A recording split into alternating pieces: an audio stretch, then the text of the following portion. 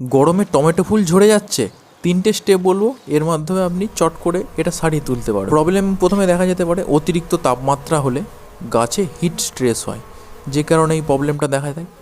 Second, দুপুরে যদি ছিঁচি অর্থাৎ দুপুরে যদি সেচ দিই তাহলে কিন্তু শিকড় দুর্বল হয়ে পড়ে। আর 3, পটাশি যদি ঘাটতি হয়, অর্থাৎ আমরা যদি জমিতে পটাশের পরিমাণ খুব কম দিই, যে কারণে কিন্তু ফুল টেকে না।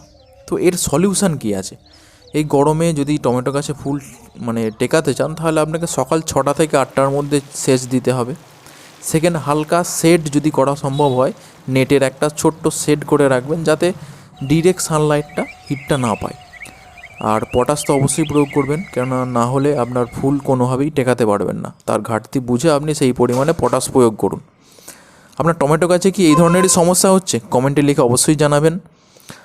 আর এটা ছিল আমাদের সামার ক্রপের ডে 2 এর ভিডিও। ডে 3তে আসছি আরও নতুন ভিডিও নিয়ে।